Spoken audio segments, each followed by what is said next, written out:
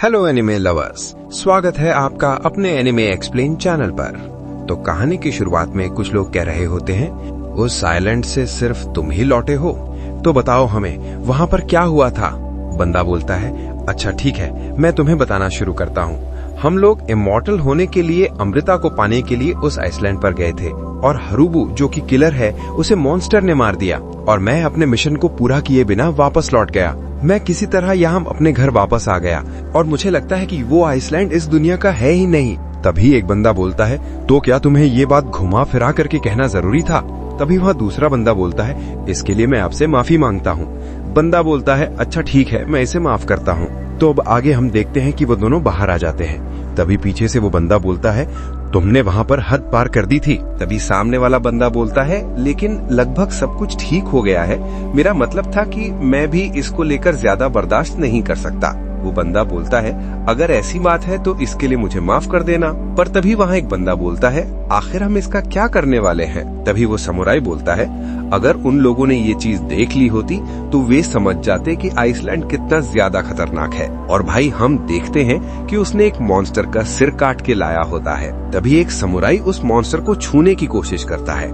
तभी वहाँ एक बंदा बोलता है, उसे मत छुओ, वो जिंदा भी हो सकता है। वो समुराई बोलता है, ये पहले ही मर चुका है। अब इसके बाद वे दोनों वहाँ से चलकर एक जगह पर पहुँच जाते हैं और वो समुराई एक बंदे से बोलता है, हमने जो है सुगेनाटे को रिपोर्ट दे दी है और प्लान के मुताबिक हम चारों उस आइलैंड पर जाएंगे। और भाई अब पता चलता है कि इस बंदे का नाम सुगेन है और इस बंदे का नाम जिक्का दोनों है। तो अब इसके बाद हम देखते हैं कि वे लोग रवाना हो जाते हैं। नेक्स्ट सीन में एक बंदा कह रहा होता है, ताओ का इस्तेमाल करना मतलब जीवन को खर्च करना होता है और इसे ज्यादा इस्तेमाल करने से शरीर और आत्मा को काफी भारी नुकसान होता है। तभी वहाँ एक बंदा बोलता है, तो शरीर और आत्मा क्या अलग अलग होती हैं? बंदा बोलता है, वो बस ताऊ के रूप में होती हैं। तभी वहाँ एक लड़की आकर बोलती है, मैंने तुम्हें पहले ही कहा था ना यहाँ पर ये सारी बातें मत करना, इसके लिए मुझे माफ कर दो।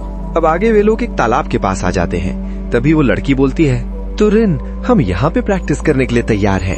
तो अब नेक्स्ट सीन में सागिरी कह रही होती है, यहाँ पर रुकना हमारे लिए काफी ज्यादा खतरा है और वैसे ये तुम्हारे कपड़े याजुरिया। याजुरिया बोलती है, इसमें क्या प्रॉब्लम है, ये क्यूट तो दिख रहा है। आगे सागिरी बोलती है, हमारा टारगेट है गबेमारू और मी को ढूंढना। तभी याजुरिया बोलती है, क्या हमें उनसे मिलना जरूरी है? क्योंकि वो मॉन्स्टर इधर उधर भी घूम रहे हैं, तो इससे पता चलता है कि हमारे मिशन का कोई मायने नहीं रखता। इससे अच्छा होगा कि हम वापस फिर से लौट जाएं। तभी सागिरी बोलती है, तुम ऐसा नहीं बोलती, क्योंकि जब से तुम्हें पता चला है कि यहाँ पर अमृत नहीं है तब से तुम अजीब बिहेव कर रही हो। तो तुम्हें पता चल गया? तभी सागिरी बोलती है, अगर हम जाएंगे तो सब साथ में जाएंगे और कोई गारंटी नहीं है कि गाबेमारू यहाँ पर आएगा। तो ठीक है, हम गेट पर मिलते हैं। और ये सुनकर सागरी खुश हो जाती है। यूजुरिया बोलती है, आप जब फैसला ले लेते हो अब बिल्कुल भी पीछे नहीं हटते। तो अब नेक्स्ट सीन में हम देखते हैं कि गाबेमारू और उसके साथ बाकी लोग भी होते हैं। तभी एक बंदा बोलता है, क्या इस तरफ हम चलते हुए टेंशन तक पहुंच जाएंगे? और गाबेमारू अपने मन में बोलता है, मुझे क्या करना चाहिए? मेरी मेमोरी अभी तक वापस नहीं आई है, मुझे कुछ भी याद नहीं आ रहा। तभी पीला बाल वाला लड़का बोलता है, तुम ठीक तो हो ना? तभी गाबेमारू के सामने अजू आ जाता है। तभी अजू गाबेमारू पर अटैक कर देता है। तभी गाबेमारू उसके हमले को डॉज करता है, पर तभी गाबेमारू काफी तेजी से आके उसके ऊपर बैठ जाता है और उसके सिर को तोड़ देता है। और भाई ऐसा लगता है कि अजू का पत्ता कट हो गया, पर तभी बंदा उठ के गाबेमारू को जमीन में पटक देता है। तभी एक बंदा बोलता है, अभी अभी उसकी गर्दन तो टूटी हुई थी, वो उठ कैसे गया? तभी गाबेमारू उठ के उसके ऊपर हमला करता है, पर अजू उसके पैर को पकड़ के दोबारा जमीन में पटक देता है। तभी हम देखते हैं कि गाबेमारू दोबारा उठ जाता है और उसे कूटना शुरू कर देता है। और भाई अब तो अजू की पूरी गंदी हालत हो रखी थी। तभी पीला वाला बच्चा बोलता है, इनकी लड़ाई एकदम जानवरों जैसी है। तभी हम देखते हैं कि अजू वहाँ पर रीजनरेट हो जाता है और ये देख के गाबेमारू काफी ज्यादा हैरान हो जाता है। आगे अजू बोलता है, मुझे लगा था कि तुम काफी ज्यादा स्ट्रांग होगे, इसलिए मुझे तुम्हारे कुछ मुक्के झेलने पड़े, लेकिन तुम तो काफी ज्यादा कमजोर निकले। इसके बाद वे लोग फिर से लड़ना शुरू कर देते हैं, पर तभी गाबेमारू अजू की उंगली को ही काट देता है, पर अजू काफी आसानी से रीजनरेट कर लेता है। तभी एक बंदा बोलता है, हमला सही था पर असर कमजोर है, लेकिन पहले गाबेमारू काफी ज्यादा स्ट्रांग था, क्या वो बेहोश होने की वजह से कमजोर हो गया है? गाबीमारू अपने मन में बोलता है, मुझे कुछ तो अजीब लग रहा है। तभी मी बोलती है, गाबीमारू इंपॉर्टेंट चीज मिस कर रहा है। इसके बाद वे दोनों फिर से लड़ना शुरू कर देते हैं और वहाँ पर गाबीमारू पिट रहा होता है।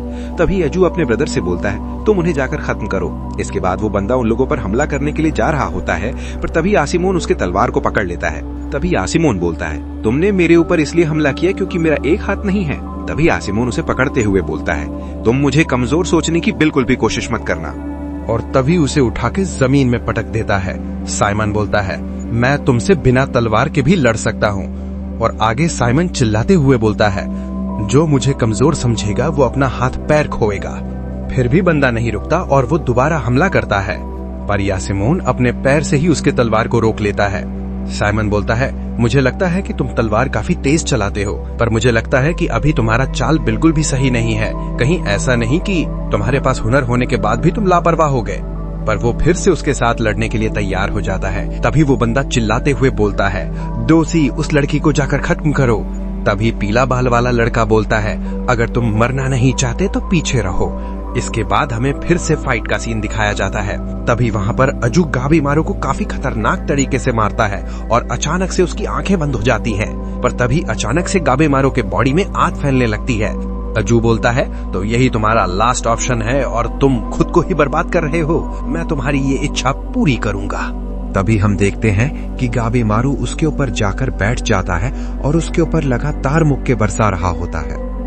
अजू बोलता है, क्या तुम मेरे साथ मरना चाहते हो? गाबीमारू बोलता है, मुझे फर्क नहीं पड़ता क्योंकि मुझे इस मिशन की पूरी बातें कभी याद थी ही नहीं और अब मेरे पास खोने के लिए कुछ भी नहीं है। तभी अजू बोलता है, हाँ तुमने सही कहा और मैंने भी अब फैसला ले लिया है कि मैं भी सब कुछ छोड़ दूंगा। और हम देखते हैं कि अजू की बॉडी एकदम से चेंज हो जाती है और ये देखकर उसका ब्रदर हैरान हो जाता है। और इसी के साथ यहीं पर ये वाला एपिसोड एंड हो जाता है।